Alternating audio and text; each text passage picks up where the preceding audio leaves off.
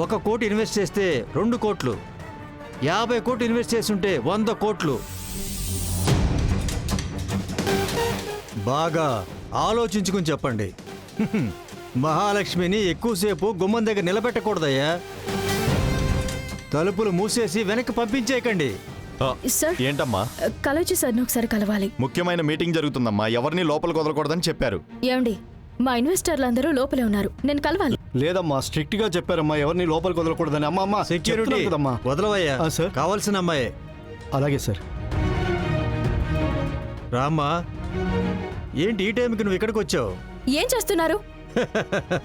నాకు 24 గంటలు ఒకటే ఆలోచనమ్మా. నన్ను ఓడించిన వాళ్ళని, నన్ను అవమానించిన వాళ్ళని నేను నాశనం చేయాలి. దానికోసమే పట్టుదలతో పనిచేస్తున్నానమ్మా. నీకు ఈ పాటికే విషయం తెలుసుంటుంది. మా షేర్స్ అన్ని మా షేర్ హోల్డర్స్ నుండి మొత్తంగా తీసేసుకుందాం అనుకుంటున్నారా? తెలుసుకునే వచ్చావమ్మా. మీరు రాయించుకోవడానికి ముందే అక్కడున్న వాళ్ళ అగ్రిమెంట్స్ అన్ని మేమే ఇన్వాలిడ్ చేసేసి ఫ్రెష్ గా షేర్ హోల్డర్స్ ని పిలిపించుకున్నాం. ఇప్పుడేం చేస్తారు? మీ పప్పులన్నీ నా దగ్గర ఉడకవు. అయ్యయ్యో, భయంగా ఉంది కదమ్మా. నీ తెలివితేటలని చూస్తుంటే నన్ను ఓడించేటట్టు ఉన్నావే. ఏంటి కాలోజీనాథ్కే బూచోడు కథలు చెప్తున్నావా? మీరు మాత్రం ఇలా ఎక్కిరిస్తుంటే భయపడి పారిపోతాం అనుకుంటున్నారా ఏంటి? ఈ జన్మలోనే కాదు, ఇంకా మీద ఎన్ని జన్మలెత్తినా సరే మీరు వెళ్ళి ఝాన్సీ అమ్మని ఓడించడం అసలు జరగని పని. అలా అంటారా? సరే మేడం. ముందు ఒకసారి టెండర్లో నేను మిమ్మల్ని ఓడించాను మేడం. అందుకే కదా ఎప్పుడో చెదల పట్టిన పాత కేసు ఒకటి తీసుకుని వచ్చి శుభ్రం చేసి ఇచ్చారు. ఇక మీద చేయడానికి ఏమీ లేదు మేడం, నేను వదిలిపెట్టను. ఇప్పుడు నేను మా షేర్ హోల్డర్స్ ని చూడాలి. ఇప్పుడు వాళ్ళు నా పార్ట్నర్స్ మేడం, మీరు కలవకూడదు. సెక్యూరిటీ సార్, వాడు మెడపెట్టి గెండితే అవమానంగా ఉంటుంది. మర్యాదగా మీరే బయటికి వెళ్ళిపోతారా? వీటన్నిటికీ సమాధానం చెప్పాల్సిన రోజు ఒకటి వస్తుంది. ఊరికే చెప్పకూడదు. ఝాన్సీదేవి దగ్గరుండే ధైర్యము, కోపము నీ దగ్గర ఒక పాలు ఎక్కువ ఉంది. ఏదో ఆవిడికి రక్త సంబంధం అన్నట్టు అచ్చు అలాగే ఉన్నావమ్మా. రేపే నువ్వు నా కంపెనీలో వచ్చి జాయిన్ అయ్యావంటే అక్కడ ఇచ్చే జీతం కంటే 100 రెట్లు నేను ఎక్కువ ఇస్తాను. చేరతావా? మా ఝాన్సీ అమ్మ ఇంట్లో ఉండే కుక్కని కూడా నువ్వు డబ్బులు పెట్టి కొనలేవు. కానీ నేను మొత్తం షేర్ హోల్డర్స్ని లాగేశాను కదమ్మా. పోయి చెప్పు ఆ ఝాన్సీదేవితో, ఇక మీదటంతా నా రాజ్యమే. అది చూద్దాం. ఓ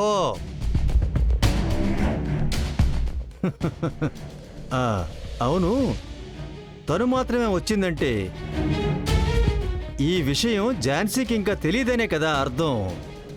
తెలిసే ఉంటే ఝాన్సీయే వచ్చేది కదా. అయితే మనం పోయే రూటు కరెక్టే కదా.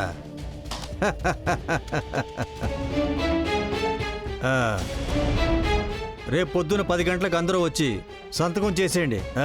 ఓకే సార్, మేము బయలుదేరుతాము. Thank you sir. మంచిది, పదండి. ఈ డీల్ మాత్రం పూర్తవని అప్పుడు తెలుస్తుంది ఈ కాలోజీనాథ్ అంటే ఎవరో అని. ఏ ఝాన్సీ, నన్నే అవమానిస్తావా? అతి త్వరలో నేను ఈ ఫీల్డ్లోనే లేకుండా చేస్తాను.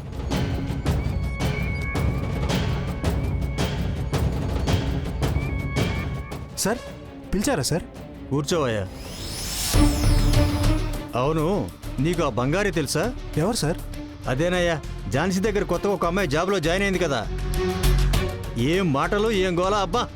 నేను కూడా విన్నాను సార్. మనకు తెలిసిన కొంతమంది పాత ఝాన్సీ అమ్మనే చూసినట్టుందని చెబుతున్నారు. చాలా బోల్డ్గా మాట్లాడుతుంది సార్. అలాంటి అమ్మాయి ఇంత దూరం వచ్చి సవాల్ చేసిందంటే ఖచ్చితంగా వాళ్ళు ఏదో ఒక నిర్ణయం తీసుకున్నారనే కదా అర్థం. అయ్యుండొచ్చు సార్. అయితే ఝాన్సీ ఫుడ్ షేర్స్ని మనం వాళ్ళ షేర్ హోల్డర్స్ నుంచి పూర్తిగా రాయించేసుకుంటున్నాం కదా. అవును సార్.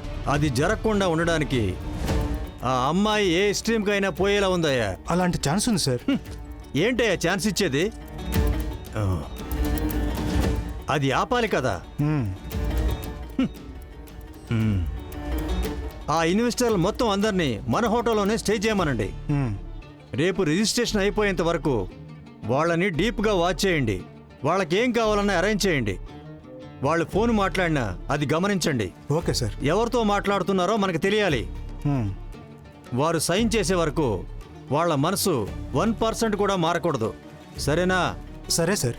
ఏదైనా తేడా వచ్చిందో అయిపోతావు. లేదు సార్, నేను చూసుకుంటాను.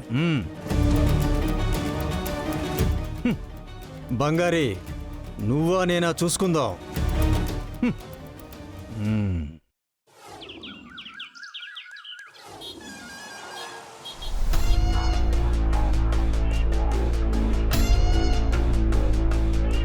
ఏ ఆడిటర్, సార్ ఎక్కడయ్యా మన వాళ్ళు? బాగా తాగి పడుకున్నారా ఏంటి? బయలుదేరారు సార్.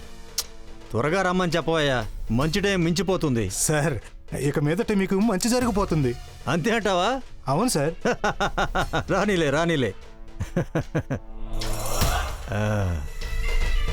నమస్తే అదిగో సార్. వచ్చేసారు సార్. రండి. నమస్కారం సార్. రండి. నమస్తే రండి. నమస్తే నమస్తే. నమస్తే. నమస్కారం సార్. నమస్కారం. డాక్యుమెంట్స్ అంతా రెడీగా ఉన్నట్టే కదా సార్? మన ఆడిటర్ పక్కాగా రెడీ చేశారు సార్. మీరు సైన్ చేయడమే మిగిలి ఉంది. సరే సార్. ఆడిటర్ సార్ తీసుకుని వెళ్ళు. ఓకే సార్, రండి. Please come, please come. పదండి. అంతా రెడీ కదా? అంతా రెడీగానే ఉంది.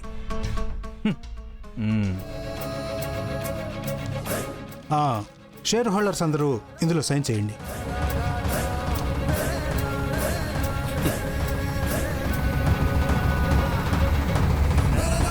ఆగండి.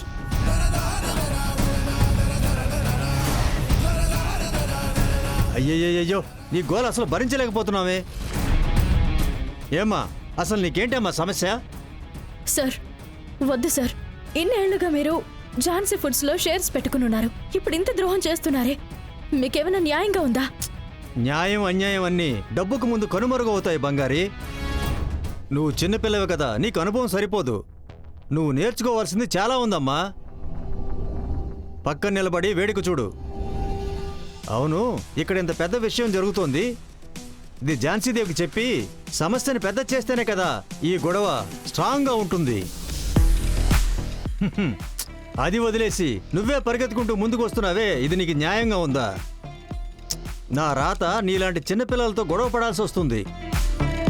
వద్దు ప్లీజ్, ఎవరు సంతకం పెట్టకండి.